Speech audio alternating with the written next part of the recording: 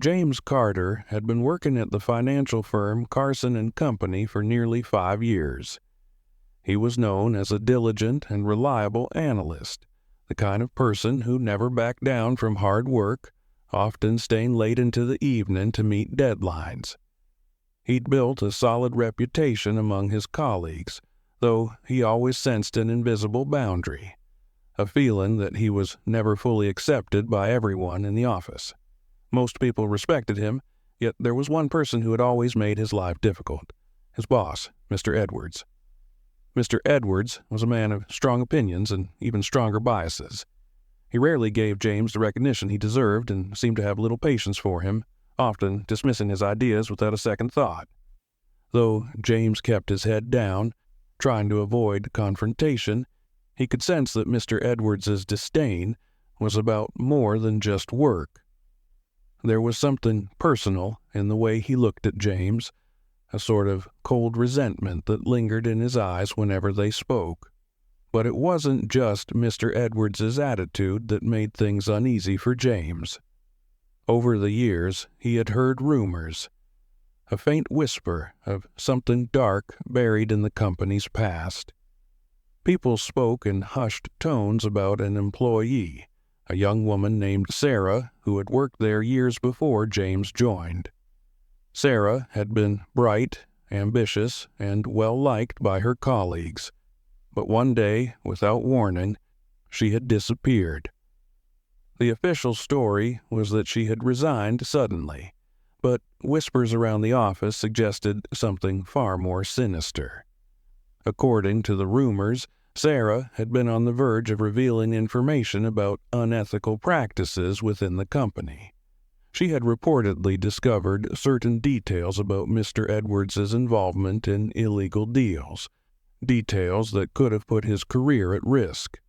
But before she could share what she knew, she vanished from the company without a trace. Her departure was quick, and questions about her were silenced. Whenever anyone asked about Sarah, they were met with tight-lipped responses and deflections, as if her name itself were taboo.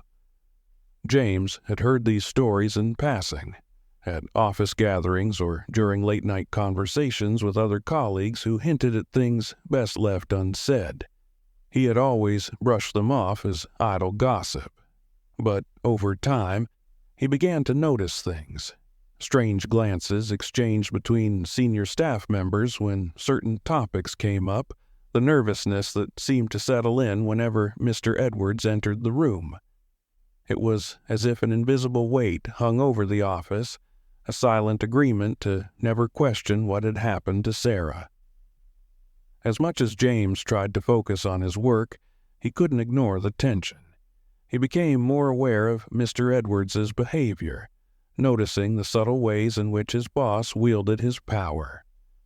Mr. Edwards controlled people with a quiet, ruthless efficiency. Employees who challenged him or asked too many questions often found themselves suddenly transferred or encouraged to explore other opportunities. To James, it was clear that Mr. Edwards had no tolerance for anyone who threatened his authority. Then, one day, James found himself drawn into a situation he hadn't anticipated. He stumbled across an old email while sorting through documents on his computer. The email was from Sarah, dated the week she had left the company, addressed to a senior member of the board. Her words were cautious yet urgent, hinting at unethical actions she had uncovered within the firm.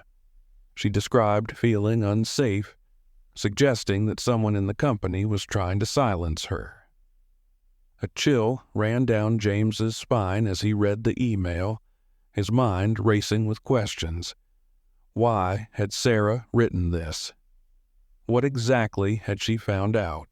And why was she gone before anyone could hear her story? The email planted a seed of doubt and suspicion within James that he couldn't ignore. He knew he should delete it, should walk away from whatever secrets it held, but something in him wouldn't let go. He felt a strange connection to Sarah, as if her words were calling out to him, urging him to find the truth that had been buried.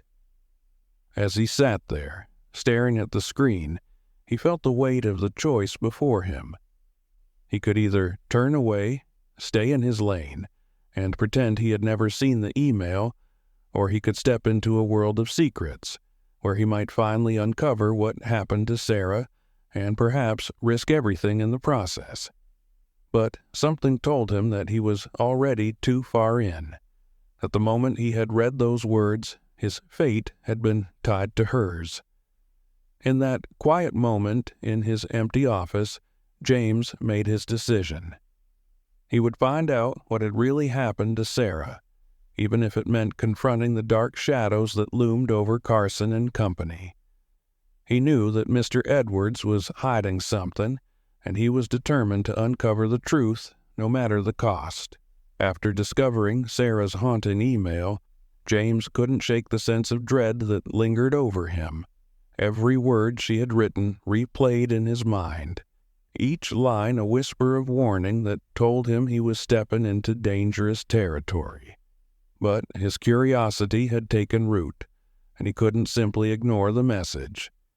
He knew that if he were to uncover the truth, he would need to tread carefully. There was no doubt in his mind that if Mr. Edwards discovered what he was doing, the consequences would be severe. Over the next few days, James began observing Mr. Edwards with a new perspective. He noticed details that he hadn't paid attention to before. The way Mr. Edwards would occasionally glance around the room, as if checking to see who was watching, or the way his jaw would clench whenever someone mentioned the company's history. It was subtle, almost invisible to most people, but James could see it clearly now. It was as if Mr. Edwards was always on guard, carefully hiding a part of himself from those around him. James's unease grew as he noticed how his own interactions with Mr. Edwards had begun to change. His boss seemed to sense something different, something off. Mr. Edwards started watching him more closely, lingering at James's desk longer than necessary during their routine check-ins. The scrutiny was subtle but unmistakable, as though Mr. Edwards was assessing him, trying to gauge whether James had learned something he shouldn't. One afternoon, while James was wrapping up his work for the day, Mr. Edwards approached him, his expression unreadable. "James," he said in a low, almost casual tone, though there was an edge to his words. "A word in my office." James felt his pulse quicken.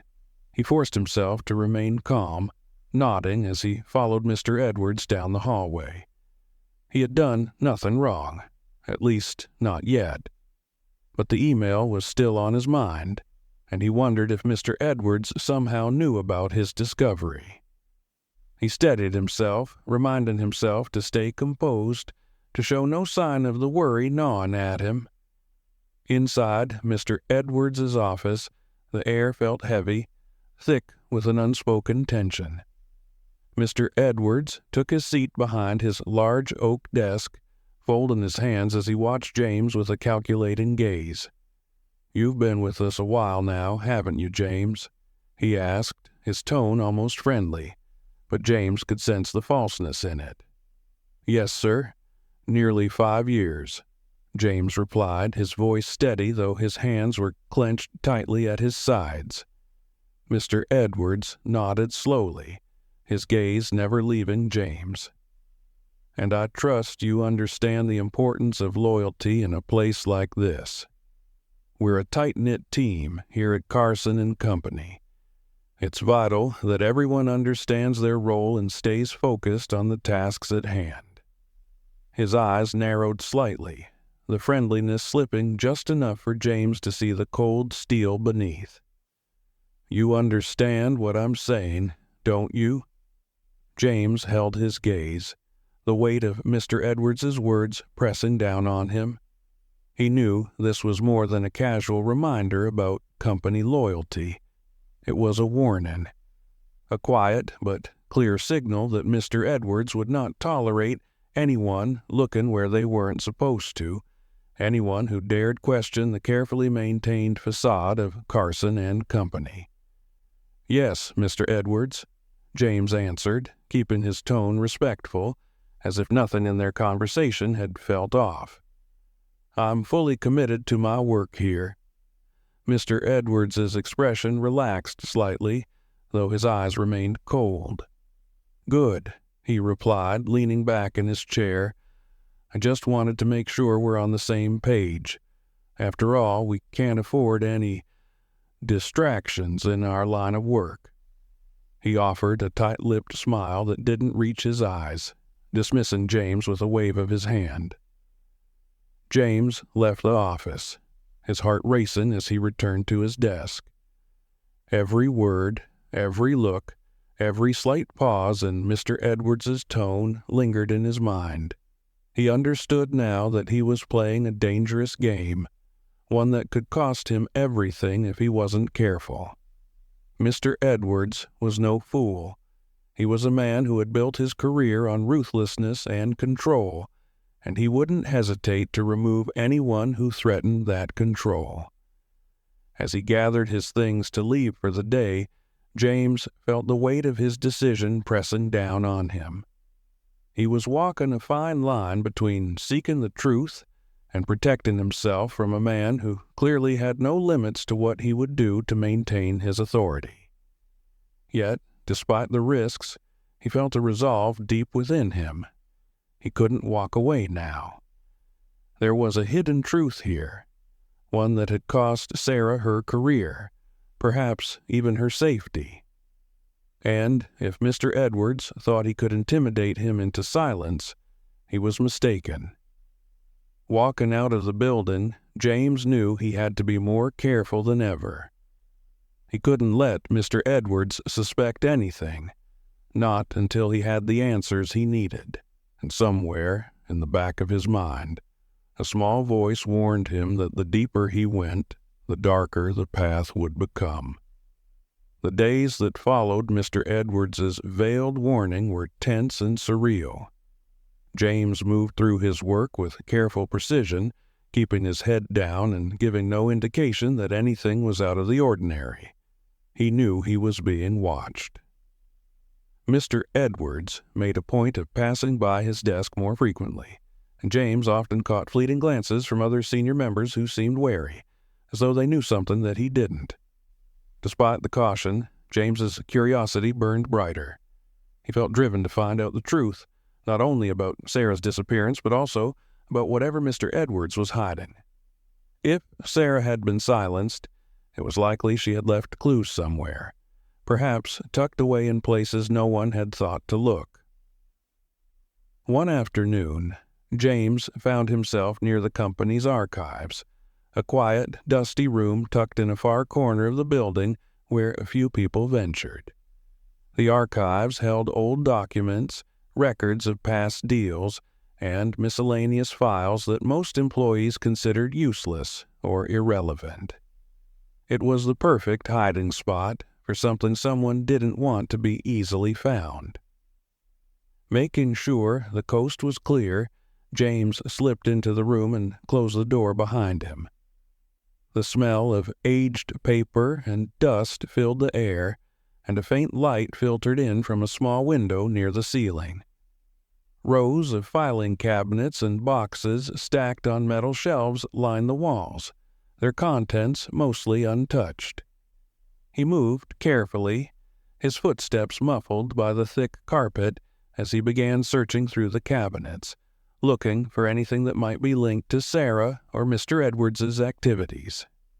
After about an hour of rummaging, James's patience was rewarded. In a drawer labeled Personnel Records Inactive, he found a file with Sarah's name on it. The folder was thin, holding only a few documents: a performance review, a copy of her employment contract, and a brief letter of resignation. The resignation letter was what caught James's attention. The letter was typed out neatly, but as James looked closely, he noticed something odd. The signature at the bottom didn't look quite right. It was Sarah's name, but it was uneven, almost shaky, like someone else had written it, or like she had been forced to sign under stress. He remembered reading about cases where people were pressured into leaving a company, forced to sign letters under circumstances that left them with no choice. Was this what had happened to Sarah? Turning the page, James found a handwritten note clipped to the resignation letter. The ink was faint, but he could make out Sarah's handwriting, short, rushed sentences that hinted at her fear. "I can't trust anyone here. Edwards knows. He's watching me. I'm not safe." The words sent a chill down his spine. Sarah had known she was being watched, just as he was now. She had tried to leave clues, subtle signs for anyone willing to look, but there was one more thing in the file, a crumpled note at the bottom of the folder. As James unfolded it, he saw an address scribbled in Sarah's handwriting and a single word beneath it: proof. The address was unfamiliar, but James knew it was the key to finding out what had happened to her. Whatever Sarah had left behind was something she believed could expose Mr. Edwards, something important enough for her to risk leaving a clue behind. He felt a strange connection to her, a sense of shared purpose, as if she had trusted that someone would one day come along and finish what she'd started. James quickly took a photo of the address with his phone and carefully placed the documents back in the folder, returning everything as he had found it. He didn't want anyone to notice that he'd been there, least of all Mr. Edwards. As he left the archives, his mind raced with questions. What was waiting for him at that address? What kind of proof had Sarah left behind, and would it be enough to expose Mr. Edwards once and for all? As he returned to his desk, he could feel the tension rising. He was getting closer to the truth, but he knew he was also walking a dangerous line. Mr. Edwards was observant, ruthless, and cunning. If he suspected that James was digging into the past, there was no telling what he might do to stop him. But James's resolve had hardened. He couldn't turn back now. Whatever Sarah had left for him, he would find it. He would uncover the secrets Mr. Edwards had buried, even if it meant risking everything. The address James had found haunted him over the next few days, its promise of proof lingering in his mind, urging him forward. He knew that whatever Sarah had left behind, it was his only chance to expose Mr. Edwards. Yet, with each passing day, the risk became more real, more tangible. He couldn't shake the feeling that Mr. Edwards's watchful eye was on him, as if the man could sense that James was inching closer to uncovering his secrets. Finally, on a Saturday morning, James decided to visit the address. It was located on the outskirts of town in an older, quieter neighborhood. The houses were modest and aged, with paint chipping off and overgrown lawns. As he pulled up to the address, he realized it was a small storage facility, tucked away behind an old hardware store. The sign out front was faded, and the gravel parking lot was nearly empty, except for a few stray cats lounging in the sun. James's heartbeat quickened as he stepped out of his car. He glanced around, ensuring no one had followed him, then approached the storage unit with the number matching Sarah's note. The silence around him was almost eerie, broken only by the faint rustle of leaves and the occasional chirp of a bird. He reached the unit and, with trembling hands, pulled out the small key he had been given by the facility manager after providing Sarah's name. The lock clicked open, and James lifted the metal door. Inside, he found a modest collection of boxes, each carefully labeled. Dust hung in the air, undisturbed by visitors, a testament to how long this place had been left alone. He stepped inside, closing the door behind him, and began examining the boxes. They contained various documents, binders, and a small battered laptop. One box, marked confidential, caught his attention. Inside, he found a collection of printed emails and handwritten notes, each detailing irregularities in financial records.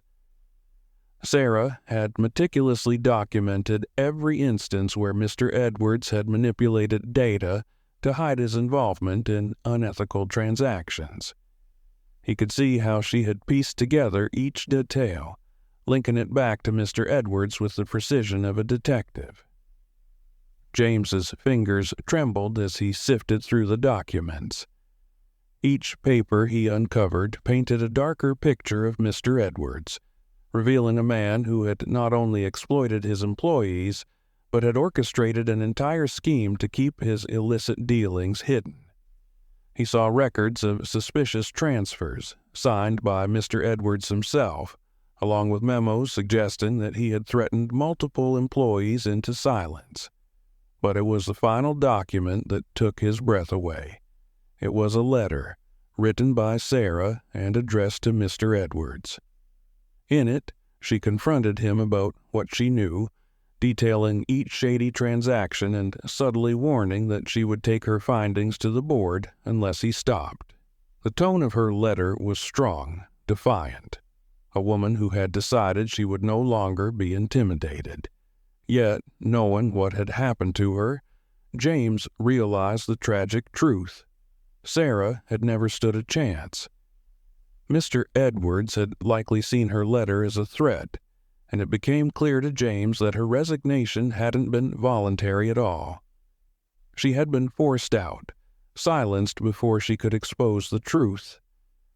As James absorbed everything, he knew he couldn't simply walk away.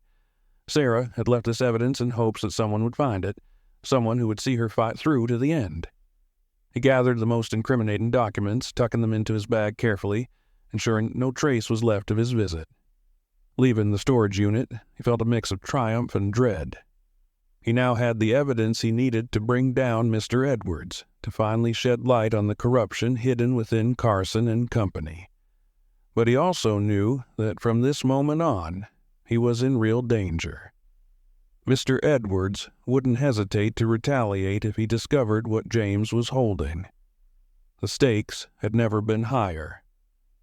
As he drove away from the storage facility, his mind raced with plans.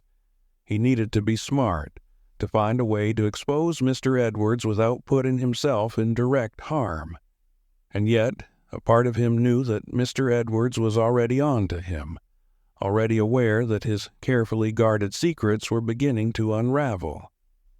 The thought sent a shiver down James's spine, but he pressed forward, determined to see this through, no matter the cost. Returning to work that Monday, James carried a new awareness within him, a secret arsenal of truths that could bring down Mr. Edwards. Yet, as he walked into the office, he forced himself to act as if nothing had changed.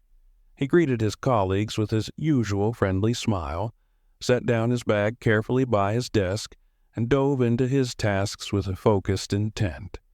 But beneath the surface, he felt the weight of every document hidden in his bag, knowing that each one was a piece of the puzzle Sarah had left behind, each one a threat to Mr. Edwards's carefully constructed empire. However, it didn't take long for Mr. Edwards to sense something was off. Later that morning, as James was reviewing a financial report, Mr. Edwards appeared beside him without warning, his expression sharp and unreadable. James felt the air tighten around him, the silent threat in his boss's presence impossible to ignore. Mr. Edwards leaned close, his voice low enough that only James could hear. "James," he said, his tone icy, "I need you to meet me in the conference room. Now." The command left no room for refusal. James nodded, closing his laptop, steadying his breath as he followed Mr. Edwards down the hallway. His heart pounded, but he forced himself to stay calm. He knew Mr. Edwards was a master at sensing weakness. at prying open cracks in someone's confidence to plant seeds of doubt. James couldn't afford to show any sign of fear. Inside the conference room, Mr. Edwards closed the door firmly, then turned to face James with a slow, menacing smile. There was a darkness in his gaze that James hadn't seen before, a mix of cold fury and restrained malice. It was clear that he was no longer simply displeased. He was suspicious. "James," Mr. Edwards began, pacing slowly, his eyes never leaving James's face, "I've noticed a certain change in your demeanor recently. You seem distracted, like your mind is somewhere it shouldn't be." He stopped pacing and leaned against the conference table, his gaze narrowing. "Do you have something you'd like to share with me?" James felt a chill run down his spine, but he met Mr. Edwards's gaze without flinching. "I'm not sure what you mean, sir," he replied, keeping his voice steady. "I've just been focused on my work, as always." Mr. Edwards tilted his head, his smile widening into something more sinister. "Focused on your work," he repeated, drawing out the words as though savoring each syllable. "Good. That's exactly what I expect from my team. Focus, loyalty, and discretion." He let the last word hang in the air, heavy with implication.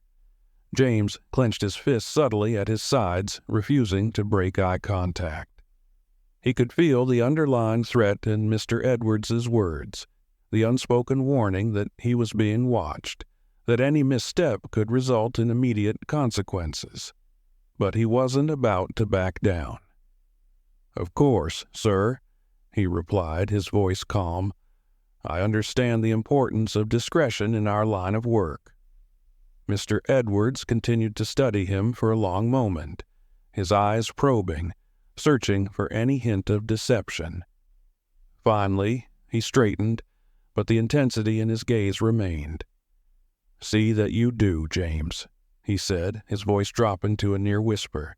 "And remember, sometimes it's better not to dig too deeply into things that don't concern you. Curiosity can be dangerous." With that, he stepped back, the meeting apparently over. James felt a wave of relief, but it was short-lived. As he left the conference room, he could feel Mr. Edwards's eyes boring into his back, a silent reminder of the line he had crossed. Mr. Edwards wasn't just warning him. He was threatening him, making it clear that any further prying would come at a high cost. Returning to his desk, James took a steadying breath, his mind racing. The threat had been obvious, almost blatant, as if Mr. Edwards wanted him to know the risk he was taking. But this only strengthened his resolve. Mr. Edwards's attempt to intimidate him confirmed that he was onto something real, something dangerous enough to make a man like Mr. Edwards lose his composure. The warning had been clear, yet James knew he couldn't turn back now. With every step, every threat, he felt closer to Sarah, closer to her fear, and the truth she had uncovered.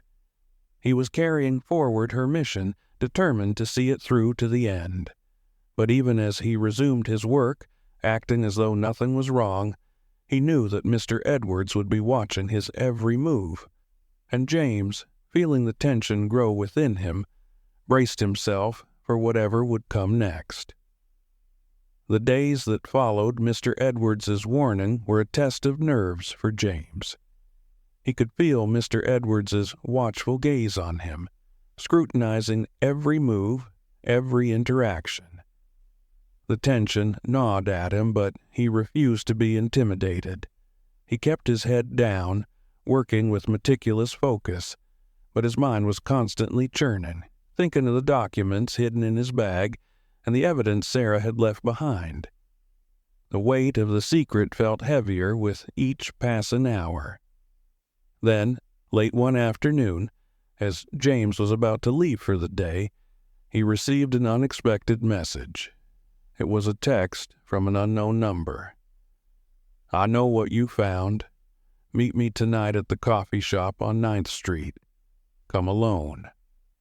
His heart skipped a beat as he read the message. Who could this be? Was it someone connected to Mr. Edwards, trying to trap him? Or was it someone who knew about Sarah's evidence and wanted to help? The ambiguity of the text left him unsettled, but curiosity and the possibility of finding an ally overpowered his caution. That evening, James made his way to the coffee shop. The streets were quiet, with only a few people milling about under the dim glow of street lights. The coffee shop itself was nearly empty, a small, cozy place with warm lighting and the faint smell of roasting beans. James ordered a coffee and took a seat near the back, his eyes scanning the room, searching for anyone who looked out of place. A few minutes later, a man in his mid-40s with graying hair and a worn expression entered the shop. He looked around, his gaze lingering on James for a moment before he approached. The man took a seat across from him, offering a brief nod. "James, I'm Robert Greene." The man introduced himself quietly. "I worked at Carson and Company a few years back. I was close to Sarah." James's pulse quickened at the mention of Sarah's name. He studied Robert's face, searching for any sign of deceit, but all he saw was weariness and a hint of sadness. "Sarah was a friend," Robert continued, his voice barely above a whisper. "We were working together on a project when she discovered something she shouldn't have. She trusted me, confided in me about what she'd found on Mr. Edwards. But she told me to stay quiet, said it was safer that way. She was determined to handle it herself, thought she could bring him down on her own." Robert paused, a shadow passing over his face. Then, one day, she was gone. No warning, no explanation. She left a resignation letter, but I knew she hadn't written it willingly. Mr. Edwards had forced her out, just like he tried to do with you. James felt a swell of anger and sorrow as Robert spoke. It was one thing to read about Sarah's plight in her letters, but hearing it firsthand from someone who had known her made it all the more real. She hadn't just been a name on a piece of paper. She was someone who had fought to do the right thing and paid the price for it.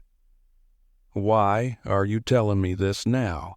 James asked, his voice steady but laced with suspicion. He needed to know if he could trust Robert or if this was another trap laid by Mr. Edwards. Robert met his gaze, his eyes sincere. "Because I've seen what you're up against, and I know the kind of man Edwards is. I wanted to come forward back then, but he made it clear what would happen if I tried. I was scared, James. But I can't stay silent any longer, not if someone else is willing to fight." James took a deep breath, feeling the weight of Robert's words. For the first time since he had started uncovering Sarah's story, he felt a glimmer of hope. He wasn't alone in this. Robert had seen the same darkness, had felt the same fear, and had chosen to come forward now, despite the risks. "What exactly did Sarah find?" James asked, his tone cautious but hopeful. Robert leaned forward, lowering his voice even more. "Edwards has been involved in financial misconduct for years, siphoning company funds and masking it as legitimate expenses. Sarah uncovered detailed records, patterns in the transactions that linked directly to him. She kept copies of everything and was planning to report it to the board, but before she could, he caught on." James's mind raced as he processed the information. This was exactly the kind of evidence he needed to bring Mr. Edwards down, to ensure that Sarah's fight hadn't been in vain. But he also knew that possessing this information put him in even greater danger. "What do we do now?" James asked, meeting Robert's gaze with renewed determination. Robert hesitated, then pulled a small USB drive from his pocket, sliding it across the table to James. "This contains everything Sarah gathered. I managed to retrieve it before they erased her records from the company system. Use it wisely. And be careful. Edwards has connections, and he won't hesitate to use them if he feels threatened." James pocketed the USB, feeling its weight as a symbol of both power and responsibility. He knew that what he held was dangerous, that it could expose the truth, but also place a target on his back. Yet, with Robert's help, he felt stronger, more capable of facing the battle ahead. As they left the coffee shop, Robert placed a hand on James's shoulder. "Finish what Sarah started," he said quietly. "Don't let her sacrifice be forgotten." James nodded, feeling a surge of resolve. He was ready to face whatever came next, to bring down Mr. Edwards and reveal the truth, no matter the cost. With the USB drive from Robert tucked safely in his pocket, James returned to work the next morning, feeling a mix of fear and determination. He now had in his possession the evidence that could bring Mr. Edwards down, the proof of financial misconduct and unethical dealings Sarah had gathered at great risk. But the weight of that responsibility bore down on him. He knew this was no ordinary situation. Mr. Edwards was powerful, and if he discovered what James was holding, he would do everything in his power to eliminate the threat. The office atmosphere felt even heavier than before. James moved through his day as inconspicuously as possible, keeping his head down and focusing on his tasks. But he felt Mr. Edwards's presence at every turn, as if the man were lurking in the shadows, watching, waiting. By now, Mr. Edwards had grown even more suspicious, sensing that James had not only ignored his warnings, but was likely hiding something significant. Mid-morning, as James was going over a routine report, his phone vibrated on his desk. The message was short and direct from an unknown number again. "They know you have it. Be careful." His stomach dropped. His mind raced. Did Mr. Edwards already suspect him? Was he planning to confront James? He felt his pulse quicken as he scanned the office, looking for any sign of unusual behavior. Then he noticed Mr. Edwards standing by the glass wall of his office, speaking with one of the security personnel, his expression severe and focused. He glanced in James's direction, and in that instant James knew Edwards was on to him. A cold sweat trickled down his back as he tried to focus on his work, willing himself to appear calm. He realized he would need a plan, a way to secure the information and protect himself before Edwards could make a move. The safest route was to get the evidence to someone in a position of authority. But who could he trust? The board members? Human resources? He felt a pang of uncertainty, knowing Edwards's reach could extend to people he had never suspected. As the day wore on, James's tension grew. It felt as if everyone in the office was watching him, as if he were under a magnifying glass with each small movement scrutinized. Lunchtime came and went, and James barely touched his food, his mind consumed with thoughts of his next steps. He couldn't keep the USB drive on him forever. It was too risky. He needed a secure location, somewhere Edwards couldn't easily access. Finally, James decided on a course of action. He would copy the files onto a hidden cloud storage account and hide the USB drive somewhere outside the office, in case anything went wrong. But he would need to act fast. Edwards was likely planning something, and the longer James waited, the tighter the trap would close around him. Just as he was about to leave his desk to make his preparations, he felt a presence beside him. He looked up to find Mr. Edwards standing there, a cold smile on his face, his eyes gleaming with a menacing satisfaction. "James," he said, his voice soft but filled with an unmistakable threat. "I'll need you to stay late tonight. There are some things we need to discuss." James's heart pounded, his mind racing with questions and fears. He had no choice but to nod, forcing a neutral expression onto his face. "Of course, sir," he replied, keeping his voice steady despite the dread creeping through him. Edwards's smile widened slightly. "Good. I appreciate your cooperation." He held James's gaze for a long moment, as if savoring the tension, then turned and walked away. As he watched his boss retreat, James knew he was running out of time. Tonight would be the turning point. Either he would find a way to escape Edwards's grasp with the evidence intact, or he would face whatever Edwards had planned for him, unprepared and vulnerable. The USB drive in his pocket felt like a ticking bomb, its contents both his weapon and his curse. He spent the rest of the afternoon quietly preparing, transferring files to a secure cloud account and sending a few encrypted messages to trusted contacts, detailing his findings just in case anything happened to him. By the time the clock struck 6, the office was nearly empty, and the silence felt ominous, like the calm before a storm. As he made his way to Mr. Edwards's office, James took a deep breath, steadying himself. He would have to rely on his wits, his instincts, and the knowledge that he was fighting not just for himself, but for Sarah and for anyone else who had suffered under Edwards's corruption. With every step, the tension grew, coiling around him like a tightening rope. He knew that whatever waited for him in that office, he had to be ready. This was no longer just a battle for the truth. It was a fight for his own survival. James entered Mr. Edwards's office with an unsettling mixture of dread and resolve. The room was dimly lit, the blinds partially drawn, casting long shadows across the polished mahogany desk. Mr. Edwards sat behind it, his face illuminated only by the faint glow of his desk lamp, which added an eerie sharpness to his already cold expression. He motioned for James to sit, his eyes narrowing as he watched every move, every flicker of emotion that crossed James's face.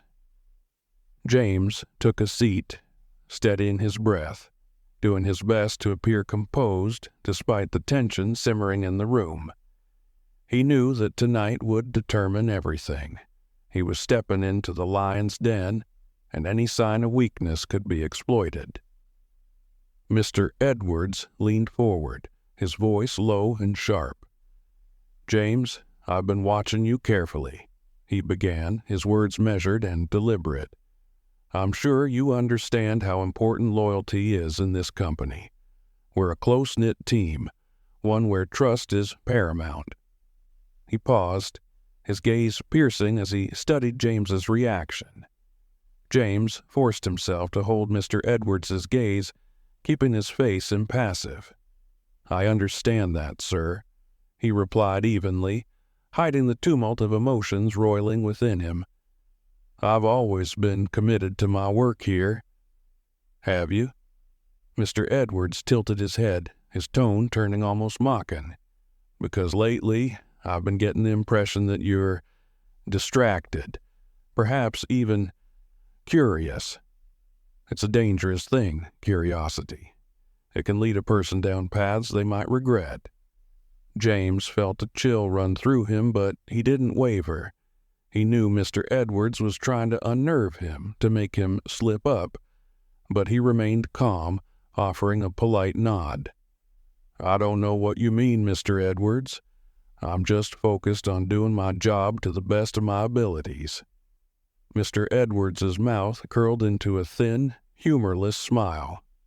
"Come now, James," he said, his tone laced with venom. "We both know that's not true. You've been poking around in things that don't concern you, haven't you? Looking where you shouldn't." James's pulse quickened, but he kept his expression neutral, refusing to give Mr. Edwards the satisfaction of seeing him rattled. "I'm not sure what you're referring to," he replied, his voice steady. If there's a specific concern about my work, I'd be happy to address it." A dark glint flashed in Mr. Edwards's eyes, and he leaned back, his gaze cold and calculating. "You really think you're clever, don't you?" he murmured. "Do you think I don't know about the files? The little investigation you've been conducting? You think you're the first one to try and bring me down?" His voice dropped to a dangerous whisper. Sarah tried. And look where it got her. The mention of Sarah's name hit James like a punch to the gut. The way Mr. Edwards spoke her name with such disdain sent a surge of anger through him. But he kept his composure, unwilling to let Mr. Edwards see the effect his words had. "Sarah was a good employee," James said quietly, his voice laced with controlled defiance. "She cared about this company and the people who worked here." Mr. Edwards chuckled, a chilling sound that filled the room. "Sarah was a fool," he replied, his tone dripping with contempt. "She thought she could take me down with a few files and a righteous speech, but in the end she was nothing. A fly buzzing around my head, easily swatted away." James clenched his fists under the table, every muscle in his body tense. He wanted to confront Mr. Edwards, to call him out on his corruption, his lies, his heartless actions, but he knew he had to be smart. He couldn't afford to make a reckless move. Mr. Edwards leaned forward again, his eyes gleaming with menace. "Here's how this is going to work, James. You're going to hand over whatever it is you've found. Every file, every note, every piece of evidence. And in exchange, I'll consider letting you keep your job. You might even get a promotion if you play your cards right. Or—" He let the word hang in the air, the unspoken threat palpable. James took a deep breath, his mind racing. He knew he couldn't hand over the evidence. It was his only leverage, his only chance to expose Mr. Edwards's crimes. But refusing outright could be dangerous. He could see that Mr. Edwards was ready to do whatever it took to silence him. "I'll need some time to consider your offer," James replied carefully, choosing his words with precision. "This is a lot to take in." Mr. Edwards's eyes narrowed, his expression hardening. "Don't take too long, James. I don't like loose ends." With that, he dismissed James with a flick of his hand, his gaze cold and unyielding. James rose, keeping his expression blank, and made his way out of the office, feeling the weight of Mr. Edwards's threat pressing down on him. As he walked through the darkened office, his mind churned with plans and strategies. He couldn't back down now, not after everything he had uncovered. He knew he was walking a dangerous line, but he was prepared to risk it all to bring Mr. Edwards to justice. In that moment, James made a silent vow. He would see this through to the end, no matter the cost. James left the office that night feeling the full weight of Mr. Edwards's threat.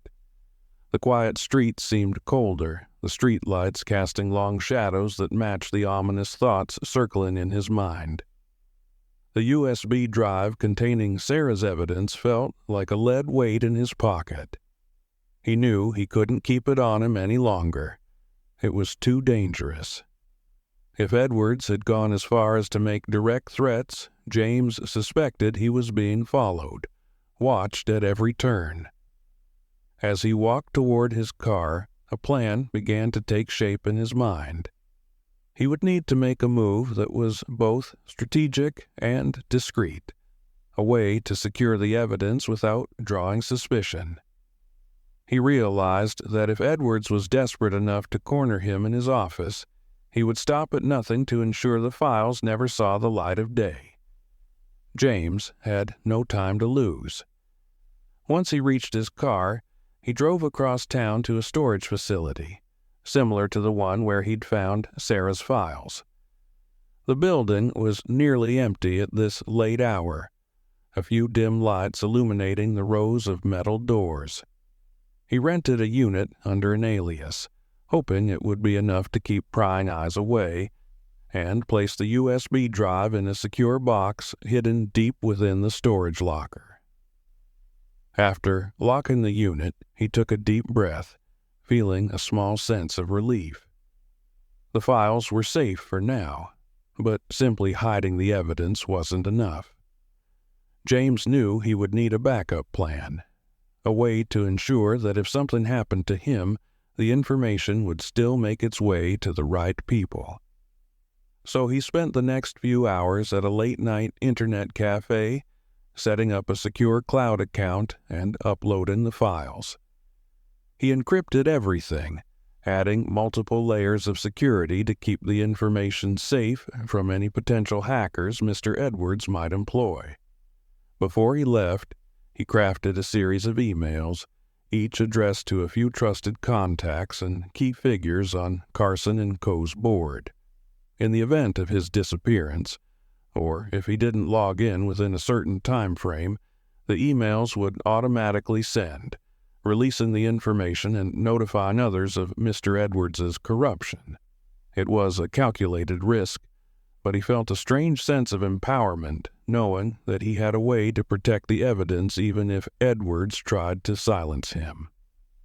As he returned home in the early hours of the morning, exhaustion weighed heavily on him, but his mind remained sharp. He lay in bed, running through his plan, replaying every detail, looking for any weakness. He knew Edwards was cunning, resourceful, and ruthless, but he also knew that Sarah's files held undeniable proof. James only had to buy himself enough time to ensure that the evidence reached someone in a position to act. The next day at work, James could feel the tension around him escalate. He sensed that Edwards was growing more desperate, his usual air of control fraying at the edges. Throughout the day, James received strange glances from a few employees, their eyes darting away whenever he caught them looking. It was clear that Mr. Edwards had planted seeds of suspicion, turning others against him. Rumors began to swirl, whispers that James was involved in something shady, that he was hiding something. In the afternoon, James's phone buzzed with a single message from another unknown number. "You think you're safe, but you're not. Last chance to back down." James read the message and felt a surge of fear mixed with defiance. He knew now that he was dealing with someone who would go to any lengths to keep his secrets hidden. But he was past the point of no return. The threats only strengthened his resolve. He would not let Mr. Edwards scare him into silence. At the end of the day, as he gathered his things to leave, he noticed a security officer standing near his desk, watching him with a piercing gaze. James kept his expression neutral, feigning indifference as he walked past, but every nerve in his body was on high alert. Edwards had escalated his tactics, and James realized that it was only a matter of time before the situation came to a head. That evening, he went home and made final preparations. He left a handwritten note for a close friend, explaining everything, and packed a small bag just in case he needed to leave in a hurry. He understood now that exposing Edwards wouldn't be a straightforward path. It would be a battle of wits and endurance, a test of who could withstand the pressure longest. As he stood by the window, looking out at the city lights, he felt the weight of Sarah's fight pressing down on him, urging him to stay the course. She had faced this same fear, had stood alone against Edwards and paid the price. But James wasn't alone. Not anymore. He had allies, a plan, and a growing resolve to see justice done. With a final glance at the note he'd left behind, he took a deep breath, bracing himself for what lay ahead. He knew he was stepping into dangerous territory, but he was prepared. The trap was tightening, but he had fortified himself against whatever came next. And, no matter the cost, he would ensure that Edwards's secrets saw the light of day. James arrived at work the next morning feeling the burden of everything he had put in place the night before. He had secured the files, prepared his contingency plans, and set up safeguards to release the evidence if anything happened to him. But none of it lessened the gnawing tension he felt as he walked through the doors of Carson and Company, knowing that he was drawing ever closer to a final confrontation with Mr. Edwards. The office felt different that day. There was an unusual silence, a heaviness in the air that seemed to press down on everyone. James noticed the sidelong glances from his colleagues, the way they whispered among themselves and avoided meeting his eyes. It was clear that Edwards's influence had spread, creating an atmosphere of suspicion and isolation around him. James was now an outsider, a man marked by rumors and whispers. Around noon, as he was sorting through a stack of reports, his phone buzzed again. This time, the message was from an unknown email. "You're running out of time. Make the right choice, or you'll regret it." The message sent a chill through him. The threats had become more frequent, more direct, each one a reminder that Edwards was closing in, determined to crush him before he could expose the truth. But instead of backing down, James felt his resolve harden. He knew the risks, but he was prepared to see this through to the end. Shortly after lunch, Mr. Edwards called an impromptu meeting. James felt a flicker of dread as he made his way to the conference room where a group of senior staff members had already gathered. Edwards stood at the head of the table, his face calm but his eyes dark with an unsettling intensity. James took a seat near the back, forcing himself to appear neutral, though he could feel the weight of Edwards's gaze on him. "Thank you all for joining me on such short notice," Edwards began, his tone smooth and commanding. "I wanted to address a serious matter that has come to my attention. It seems that someone within our ranks has been engaging in activities that undermine the trust and integrity of this company." The room fell into a tense silence. James's pulse quickened as Edwards's gaze shifted subtly in his direction, his words heavy with implication. "It's come to my attention that confidential information may have been accessed without authorization." Edwards continued, his voice sharp. "This is a breach of our company's values, and I assure you such actions will not be tolerated. We will be conducting a thorough investigation, and anyone found guilty of misconduct will be dealt with accordingly." James felt the eyes of his colleagues turn toward him, suspicion and uncertainty reflected in their faces. Edwards had successfully planted the seeds of doubt, casting him as the potential traitor without ever mentioning his name. It was a calculated move, one designed to isolate him further, to break his spirit before the final blow. After the meeting, as James gathered his things to leave the room, Edwards approached him, his expression unreadable. He leaned in close, his voice barely above a whisper. "I gave you a chance, James," he murmured, his tone laced with menace. "You should have taken it. Now, you've left me no choice." James held his ground, refusing to look away. "I'm not afraid of you, Edwards," he replied quietly, though his heart was pounding. "The truth will come out one way or another." Edwards's smile was cold, almost amused. "We'll see about that," he said, before turning and walking away, his words hanging in the air like a dark promise. As the day wore on, James felt the walls closing in. He could feel the unease spreading through the office, could sense the suspicion lingering around him like a shadow. It was clear that Edwards was building his case, setting him up to take the fall. But James knew he couldn't give up now. He had come too far, and he was too close to exposing the truth. By the time he left the office that evening, his mind was racing. He had to act quickly, to take the final steps to ensure the evidence reached the board before Edwards could frame him. As he walked out of the building, his phone buzzed with another message. This one was from Robert, his ally who had provided him with Sarah's files. "We need to meet. It's urgent. Tonight, 8 p.m. at our usual spot." James felt a surge of relief. Robert had likely uncovered something new, something that could strengthen their case against Edwards. He made his way to their usual meeting place, a quiet diner on the outskirts of town, feeling a glimmer of hope amidst the darkness that had surrounded him. But as he arrived at the diner, he felt an odd sense of unease.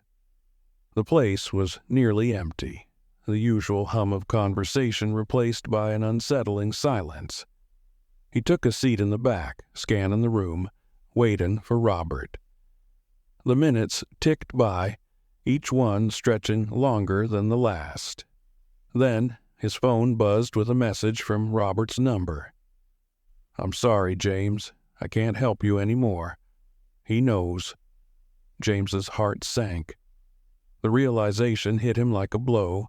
Edwards had gotten to Robert, had likely threatened him or worse. He was now completely alone, with no one left to turn to.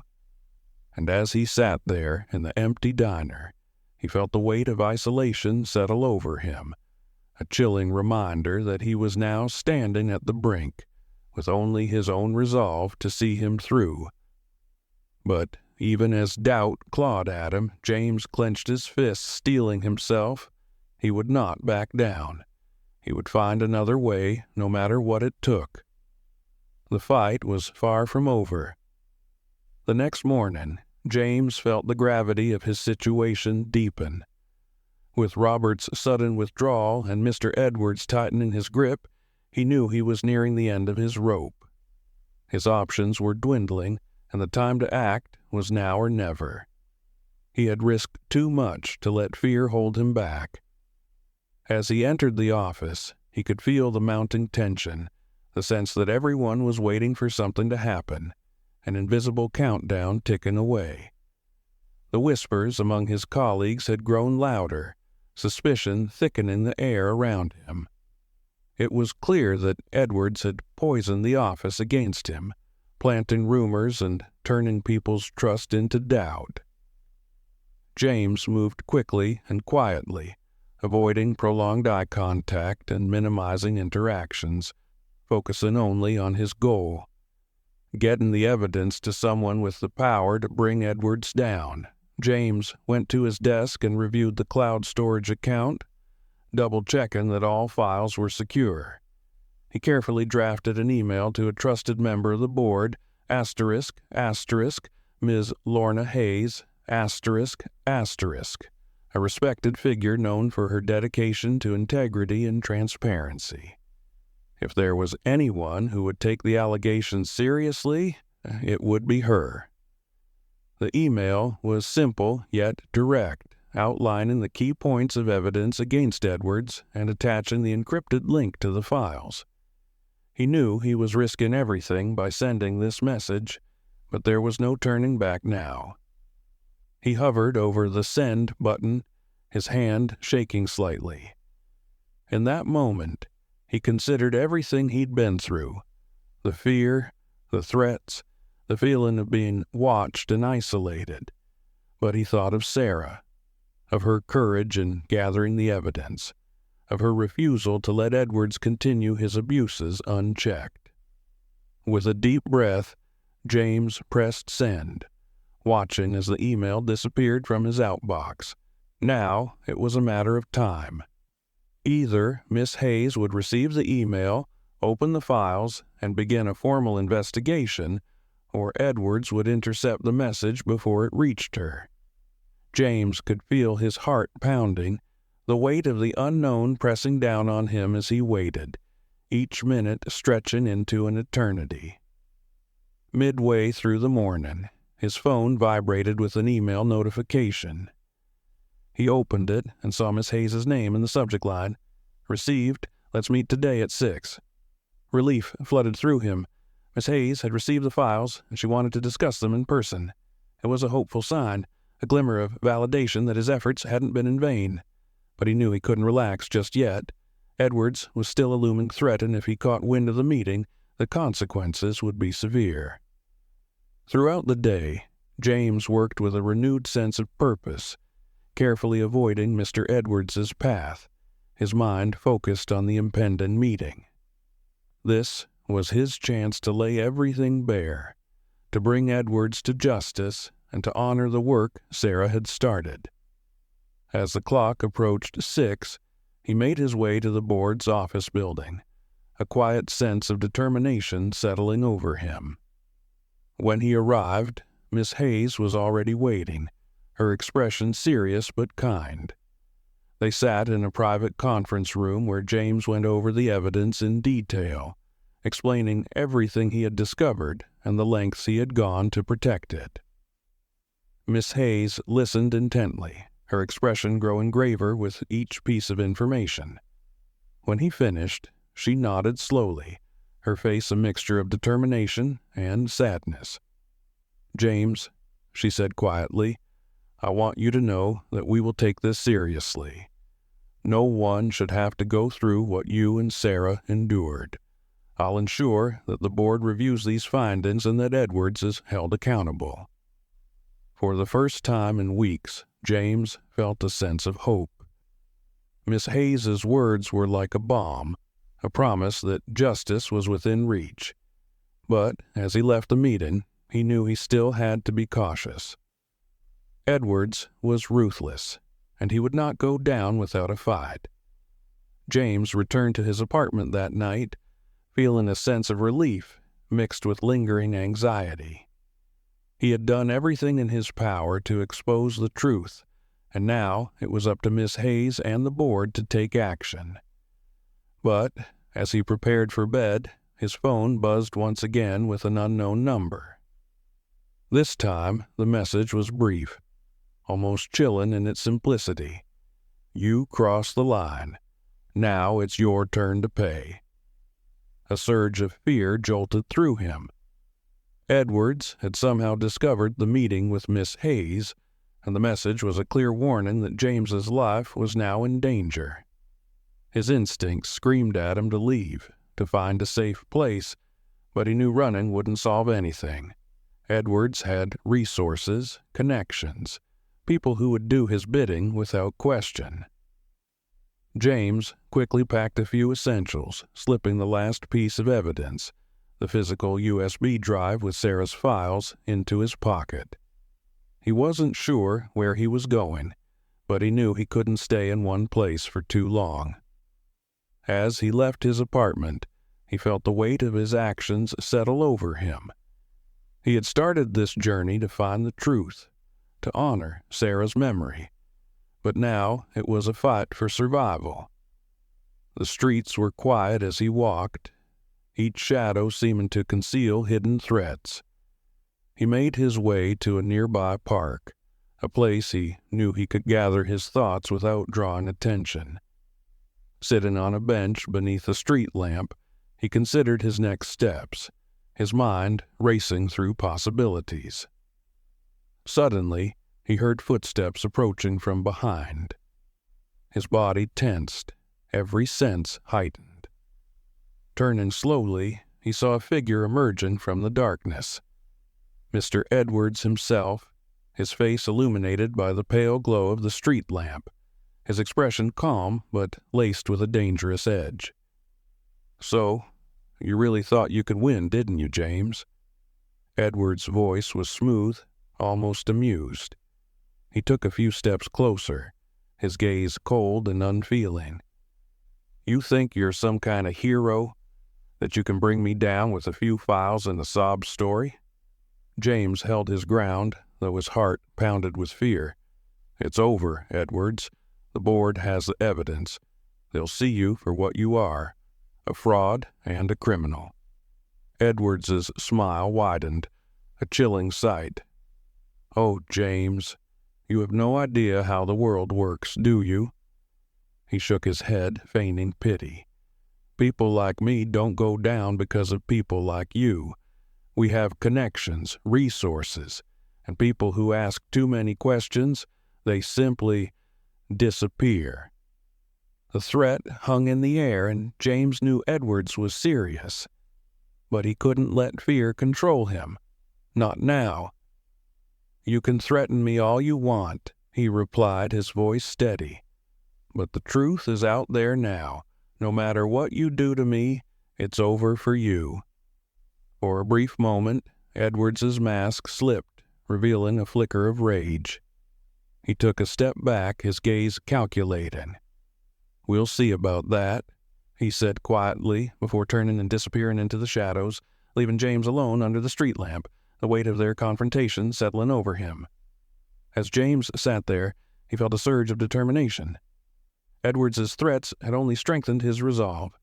He knew that he was in more danger than ever, but he also knew he had done the right thing. And as he rose to leave, he promised himself that no matter what happened, he would see this fight through to the very end. The days that followed James's encounter with Edwards were tense and filled with uncertainty.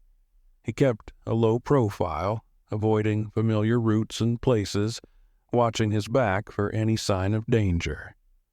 But amidst the fear, he felt a quiet hope, a feeling that perhaps, finally, justice was within reach. He clung to the memory of his meeting with Miss Hayes, her words reassuring him that the board would take action. Then, one crisp morning, James received an email from Miss Hayes's office. Board meeting scheduled for immediate review of submitted evidence. Mr. Edwards has been placed on temporary leave. Relief washed over him, mixed with a sense of vindication. The board was moving quickly, a clear sign that they took the accusation seriously and were beginning to uncover the extent of Edwards's actions. The board's investigation took several days, during which James continued to lay low, his life a mix of anxious waiting and fleeting hope. Then, one afternoon, Miss Hayes reached out to him directly. Her voice was calm, but James could sense the gravity of her words. "James, I wanted you to know that the board has completed its review," she began. "The evidence was compelling, more than enough to corroborate the accusations of fraud, misconduct, and unethical practices. Edwards has been terminated effective immediately, and legal proceedings will be initiated." A sense of accomplishment and relief flooded through him, his heart pounding with a mixture of pride and sadness. Edwards's reign was finally over. Sarah's sacrifice had not been in vain. The man who had abused his power, silenced voices, and left a trail of destruction was finally facing justice. The weight of the months of fear and secrecy seemed to lift, replaced by a lightness he hadn't felt since this ordeal had begun. Miss Hayes continued, her voice softening. "I also want to thank you, James. I know this hasn't been easy, and I can only imagine the courage it took to see this through. What you've done, what Sarah tried to do, will leave a lasting impact on this company. Carson and Company owes you a debt of gratitude." After he ended the call, James sat for a long moment, reflecting on everything that had led him here. He had stepped into a world of secrets, taken on the weight of another person's fight, and now, finally, the truth had been revealed. He thought of Sarah, imagining her relief and gratitude, the quiet pride she might have felt, knowing that her work had not disappeared into obscurity. A week later, Carson and Company held a company-wide meeting. Miss Hayes took to the stage, addressing the staff with a calm but resolute tone, explaining the recent developments and emphasizing the importance of integrity, accountability, and transparency within the organization. The meeting concluded with an invitation for any employee to come forward with concerns, a promise that every voice would be valued and respected. As James sat in the audience, he felt a deep sense of peace. The company he had once feared, the people he had once felt distanced from, now felt like part of a team truly committed to doing better, to learning from past mistakes. And as his colleagues looked at him with newfound respect, he knew that they, too, understood the price he had paid to protect the truth. In the months that followed, James was offered a promotion, a new role that would allow him to help shape a more transparent, ethical culture at Carson and Company. He accepted, not for the title or recognition, but for the chance to make real change, to honor the legacy of courage Sarah had left behind. And though he knew he would never forget the fear, the threats, and the isolation he had endured, he also knew that he had emerged stronger, more resilient, and more certain of his own values. The truth, he realized, had the power not only to reveal corruption, but to inspire integrity, strength, and unity. As he looked out from his new office, seeing the sun rise over the city, James felt a deep gratitude. He had fought for justice, honoring a fallen colleague's bravery, and, in the end, he had reclaimed his own life and purpose. Sarah's story was no longer a secret. It was a testament, a reminder to him and everyone else at Carson and Company that no matter how dark the shadows, the truth would always find a way to the light.